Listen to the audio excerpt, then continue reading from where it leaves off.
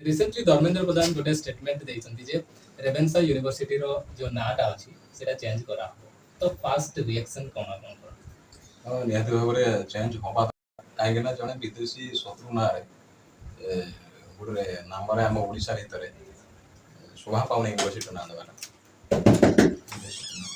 କିଛି ରାଜନୈତିକ ଗେନ୍ ଅଛି କି पॉलिटिकल गेन। देखिए मोर किसी राजनीतिक ज्ञान नहीं कि मोर इच्छा भी नहीं राजनीति रे किए नहीं कि पुरातन किसी घटी ऐतिहासिक घटना को आम मन रखीचु तेणुकर आम कहूँ कि सी सब आम समर्थन करूँ रेवेन्सा यूनिवर्सिटी एसटी रेवेन्सा ना रेवेन्सा यूनिवर्सिटी ना अच्छा चेंज कराले कौन फायदा हम भाबुचंदी आपण। चेंज करागला जे कि आमर जो लक्षे लक्षे स्वाधीनता संग्राम जो मैंने बलिदान देइचंती आम एक प्रकार कहिबारा दिवंगत आत्मा को शांति मिलिबो। जदि सेमानक आत्मा को शांति मिलिबो एवं एपटे कोन हो डेवलपमेंट कॉलेज रो किछि न हो ताले भी चढ़िबो। दैट मींस मु कहली कि सेमाने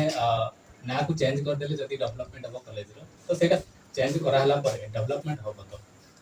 तो ମୁଁ ସେ କଥାଟା କହିବ ଯେତେବେଳେ 2016 ମସିହାରେ କିଛି ଛାତ୍ର ସଂଗଠନ ନେତାମାନେ ଯାଇଥିଲେ ସେତେବେଳେ ଶ୍ରୀଯୁକ୍ତ ଧର୍ମେନ୍ଦ୍ର ପ୍ରଧାନ ସେତେବେଳେ ଆସିଥିଲେ ଯେତେବେଳେ ଆମ ସେତେବେଳେ ଆପଣ ଜାଣିଥିବେ ଲୌହ ଯେଉଁ ଖଣି ଇସ୍ପାତ ମନ୍ତ୍ରୀ ଥିଲେ ସେତେବେଳେ ଆଉ ସେଇ ସମୟରେ କିଛି ପିଲାମାନେ ପ୍ରଶ୍ନ କରିଥିଲେ କି ରେଭେନ୍ସା ୟୁନିଭର୍ସିଟି ବିକାଶ କରିବା ପାଇଁ ଆଉ ନିଜେ ପ୍ରଧାନଜୀ କହିଥିଲେ ନିଜେ ଯେ କି ବିକାଶ ତ କରାଯିବ ରେଭେନ୍ସା ୟୁନିଭର୍ସିଟିର ତା ସହିତ ଆମେ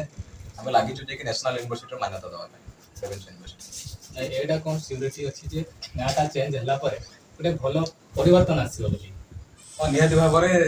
ବହୁତ ଭଲ ପରିବର୍ତ୍ତନ ଆସିବ। ଆପଣମାନେ ଦେଖୁଥିବେ ରେଭେନ୍ସା ୟୁନିଭର୍ସିଟିରେ ବର୍ଷା ହେଲା ମାତ୍ରେ ତା ଆଗରେ ନଦୀ ଭଳି ସଦୃଶ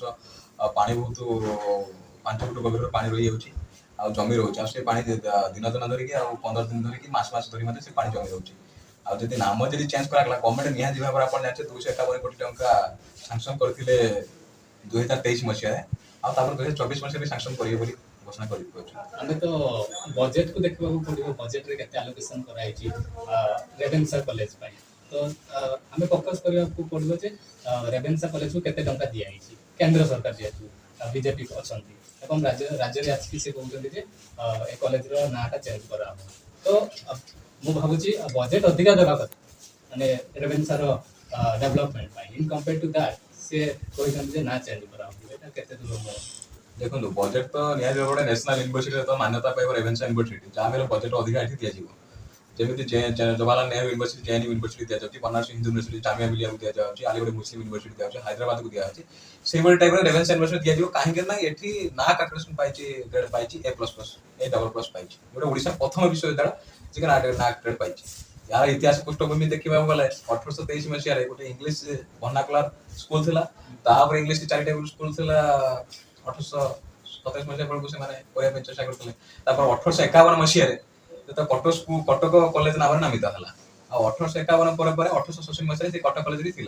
परवर्ष 1875 मसीह गजपति कृष्णचंद्र देवकर तत्वावधान से रेवेन्सा को नाम परिवर्तन रेवेन्सा कॉलेज नाम नामित करागला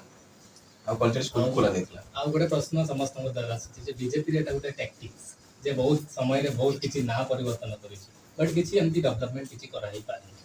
तो सेटा को नहीं कम करबा माने सब जगह रे से नाटा परिवर्तन करिया पय जाउची but not Etah development point of view. अच्छा आपण जो कहले जे कि बीजेपी गवर्नमेंट ना परिवर्तन करिया पय चाहूची आपण जानते अलाहाबाद जेतो प्रयागराज करा गला बहुत किछि प्रयागराज जड़ित रही गोटे धार्मिक विश्वास कोन 12 वर्ष प्रति वर्ष हे कुंभ मेला करा प्रयागराज रे और सेठी में डेवलपमेंट पे गवर्नमेंट परिचय बड़न थी अब अलाहाबाद मतलब पूरा एयरपोर्ट भी पूरा निर्माण कराई बहुत डेवलप कराई अलाहाबाद में आगरा को मतलब अग्रवाल करा गला अब हिमायत नगर को हनुमान नगर भी करा जायछि आलिगढ़ को हरिगढ़ मध्य करा गला सब विभिन्न जगह नाम परिवर्तन करछि बीजेपी निहाती भाव चेंज होबा दरकार।